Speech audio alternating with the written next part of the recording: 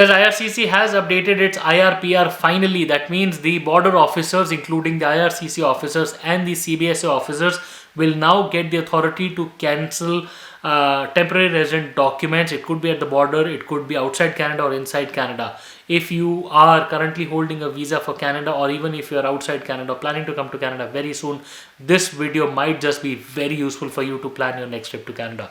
Please be sure to watch the video till the end. My name is Sahil.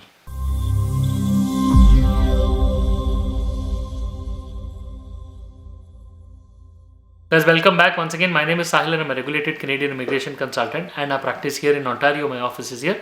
If you have to get in touch with me, my number is on the screen and the details are there in the description box. More than happy to speak with you. Before we proceed any further, please make sure that you hit the subscribe button and the bell icon because we talk a lot about Canadian immigration. And if you are an aspirant or moving to Canada, then this is the channel that you must be subscribed to all the time. So guys, IRCC made it public a couple of months ago that they were working on expanding the authority of its officers, including the CBSA officers, when they could exercise their caution or their power to cancel the visa documents whenever they want, depending upon certain conditions. While this was under public consultation last year, it was published in the Gazette as well. But today, when we are sitting in the month of February 2025, it is now official, which means it is now in the law. The IRPR, which is the regulations of immigration refugees, has been finally updated with this particular authority, which says border officers, which includes Immigration Refugee Citizenship Canada, IRCC, or the Canadian Border Security Force, the Border Security Agency, CBSA, either of those officers could exercise their powers to cancel temporary resident documents. They could do it at the border. Second, they could do it even if the document is stolen and the agencies get to know about, or they are apprised about it.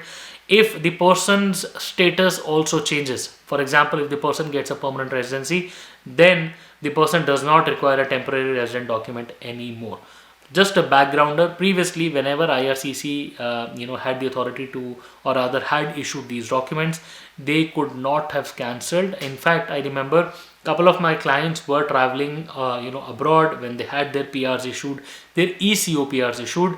Whenever they did not want to wait for a PRTD or whatever, couple of situations during COVID-19, they made a trip to Canada while they were on their work permit only. Like, they had their ECO PRs with them. Along with that, they had their work permits, or rather the work visas, the W1 visas.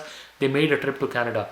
IRCC did allow them to enter as well, and nobody stopped them from boarding the planes. In those situations particularly, IRCC, this particular new change says that the IRCC officer has the authority to cancel such documents, which is the visas, per se.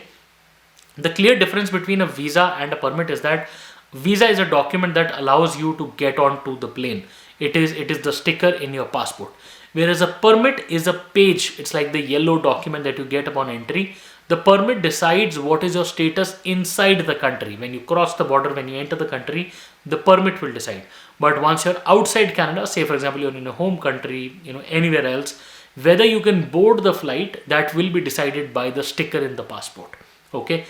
The sticker in the passport can be cancelled as per this new regulation that has come in. The sticker in the passport now can be cancelled if the border officer thinks that the person is not going to leave Canada before the authorized period of stay. If the border officer thinks that the sticker was issued in administrative error, the border officer can cancel the visa once again if they think that the person is inadmissible, or if they find the person inadmissible under multiple grounds. Also, the change in the status, or if the person is deceased, for example, that can also lead the officer to cancel the document. And also change in status, for example, the person has now gained a permanent residency, he or she does not require a temporary resident visa anymore. That way also they can cancel, which means the next time you try to enter Canada, the next time the officer is asking you questions, you must face that properly with a lot of caution. You must answer the border officer properly, because this time not only can they deport you, they can cancel the visa and then send you back home, which means that the next time you try to come to Canada, you will face a hard time when you try to apply for your visa. We have seen US cancelling these visas quite a lot, but for Canada, this is the first time when this regulation has come into play. Guys, I hope the news today was helpful, gave you much insights into what's happening in the world of Canadian immigration. If you have anything to discuss with us, please feel free to schedule a consultation with us, and we would be more than happy to speak with you. Once again, we wish you all the best, and we really hope to see you soon in Canada. All the best.